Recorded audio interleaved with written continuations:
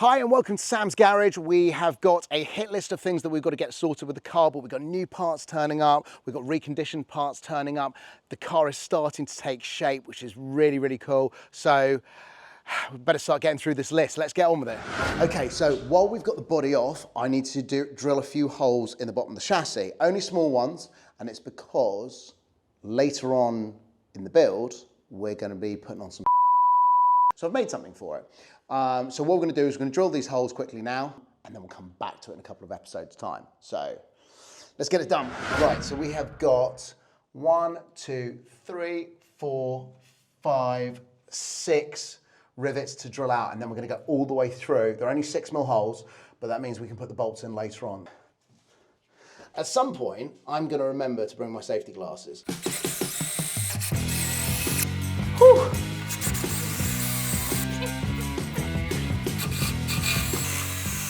Now that we've got that little job done, this is something that I need to remove while I'm down here, and I need to trace it back.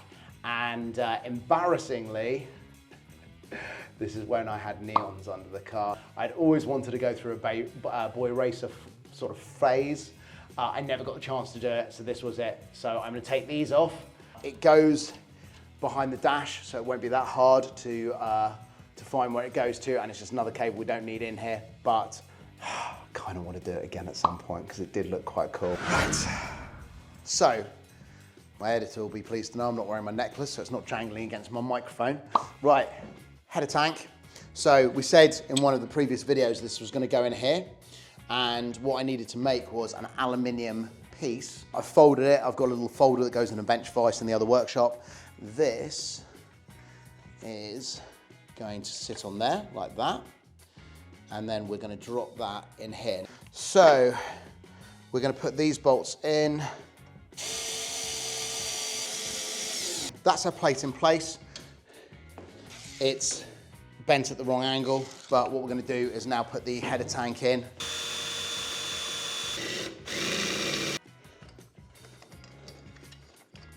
There we go.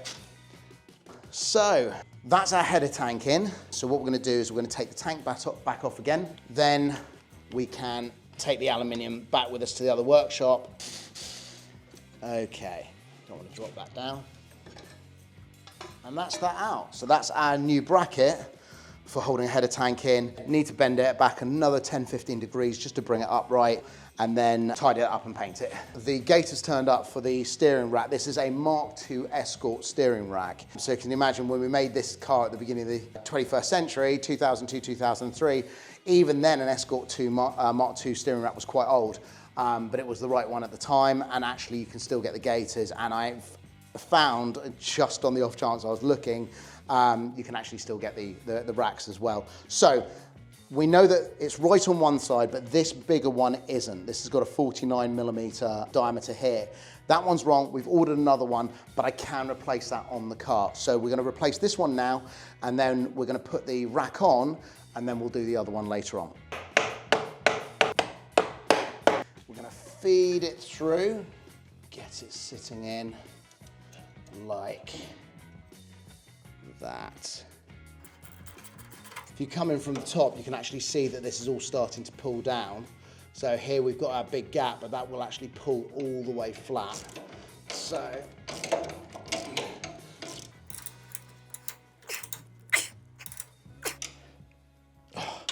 right, one steering rack in. So we need to now do the radiator hoses, get those in. We can run them round, and then we can get the radiator back on the car. So let's get that done.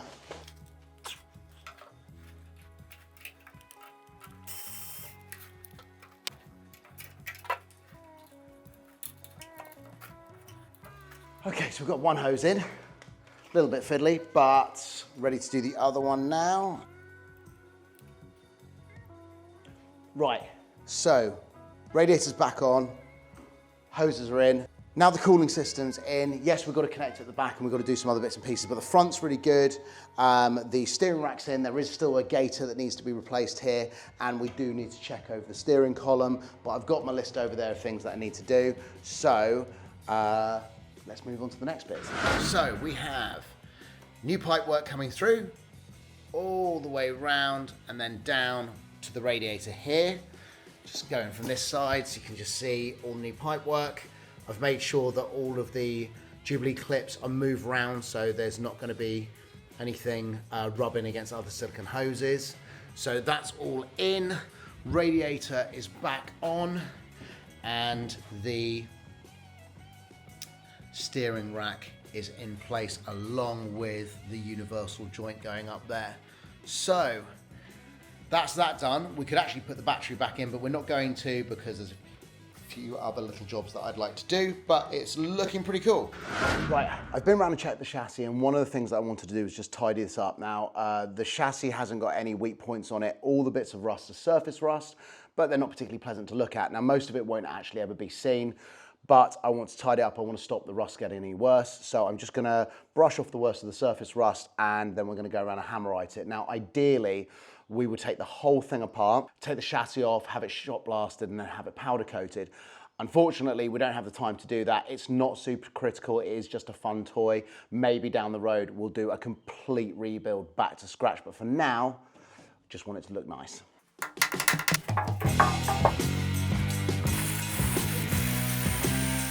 I'm gonna take the headlights off because these are on separate mounts. And these can get painted away from the car, so we'll take them apart. Now, obviously, when those come apart, they've been set up for MOT purposes, so that the beam angle is at the right place, and I want to make sure I put those back as carefully as possible. Now, in the other garage, I have actually marked on the garage where the beam angle should be when the car is sat correctly on the ground. So I have got a reference point when I get the car back on the road, so before I take it out, use the headlights, get it over to the other garage, set up the beam angle and get these at the right point. But for now, we're just gonna take them apart, clean them, and I actually wanna do something about this because this is I think this is a cast aluminium casing. It's really tarnished. I'm not too sure if it'll polish up or if we're gonna have to spray it, but we definitely want it looking nicer than this.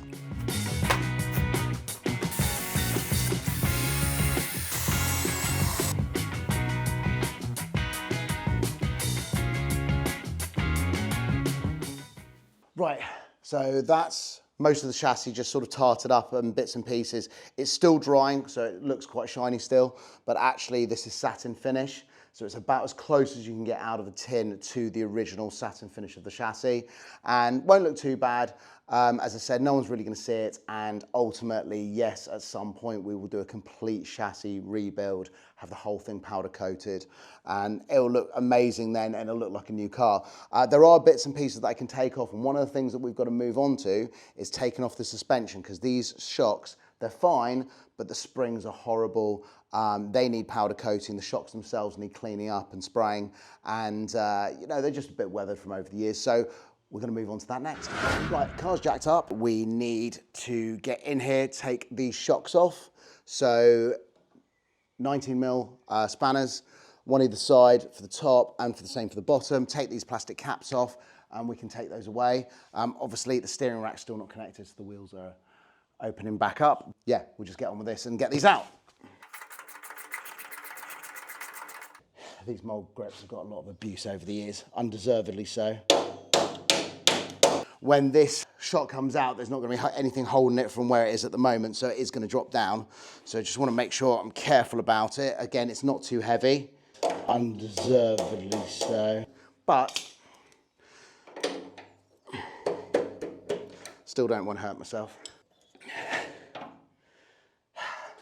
Look at the state of that.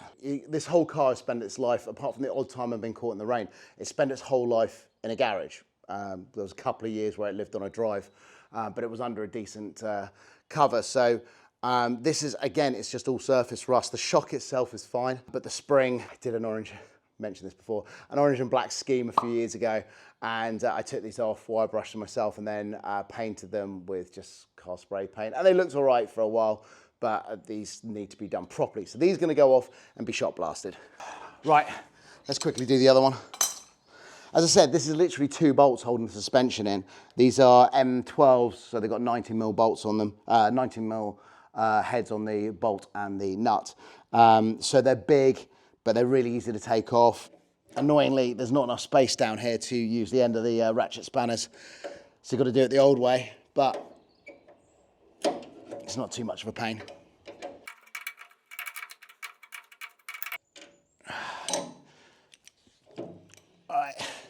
That's the bottom one released.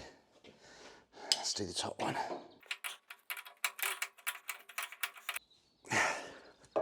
That's our other shock out. So start to finish, if you needed to do shocks and springs for the front of this car, bearing in mind that the body only comes up to here, so you can do this all even with the wheel arches on. 20-minute job. So as I said, nice and easy to work on. Let's get into powder coating. I think red, as we're going for red accents. Too garish? Let's find out. Right, we're just stopping for a moment because something's just arrived that I'm super, super excited about, because one of the things I always wanted to do was get custom little components made. I used to use lathes and milling machines years ago. I haven't done it for a long, long time. And fortunately, I have a buddy who does do it. So, Lewis, can you come here with me? So I'm just really, really excited. So this is my mate Lewis. Lewis is an aerospace machinist. Is that correct term? Yeah, that's yeah, right. Correct term. Okay. And when he knew I was doing this project, he asked if there were any components I needed making, which was really, really cool. So we started with some very, very simple ones. So I think I've got the bolts over on the side. And let me just go and grab those so we can compare the two. Right, so what we have here is, this is an M12 bolt, and this is the sort of thing, it was a bit of stud that I made the pins out of that went on the bonnet.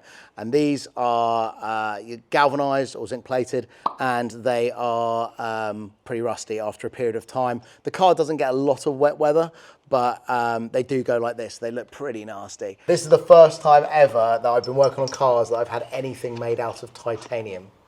And this is just epic. So can you just tell me, so I gave you the dimensions for these. Yeah. So how did you make these? Literally on a lathe. We've got carbide tooling. So program the lathe to cut 1.75 pitch. So get some 12mm bar or turn it down to 12. We start on the thread side, cut the thread, and then part it off, flip it over, do these little bits on the ends. Chamfers. And then, yep, and then they go on a mill. Just a little fixture on a mill. And then center spot and drill through, which is fun because drilling titanium is not something I recommend. No, I can't do that with a hand drill. You can try, but honestly, no. So what do you say? Do you say carbide tips you use? Yeah, I mean the drill was also carbide, but right, okay. Yeah, it's the only thing really that's tough enough to cut it. Try Okay. and use tool steels and stuff like that, and you'll find that the thing you're trying to cut it with is being cut by the bar you're cutting. So are you able to do some more bits for me as we go along? Of course, I've got more titanium sitting around. Amazing. So that's fantastic. So I can't believe how light this is. So which type of titanium Grade is this? 5. This is grade 5 titanium. That's what you want. Okay, fantastic. Okay, so that's really, really exciting. Buddy, thank you so much for doing that. You're I welcome. really, really appreciate it. We're going to look at some other bits now together, which we're not going to film just now because it's kind of a surprise later on, but let's go and look at those, okay? Cool. Right, this is super, super exciting because for the first time in 10 years, I've had the wheels repowder coated and they're a whole new color. First of all, I would like to say a really, really big thank you to the guys at First Call Alloys Refurbishments down at Poole. I put their details in the description. Unfortunately, I caught them on a really, really busy day and I didn't get any time to actually film sort of receiving them or anything like that, but they've been amazing. Thank you guys, you've been absolutely awesome. So this is how they look now. And look at that color. That is just, and we've got a glorious sunny day today as well, but the color is just amazing. I wanted something like the sort of 90s Renault Clio Williams sort of wheels, and these just look fantastic. So let's go and see them on the car.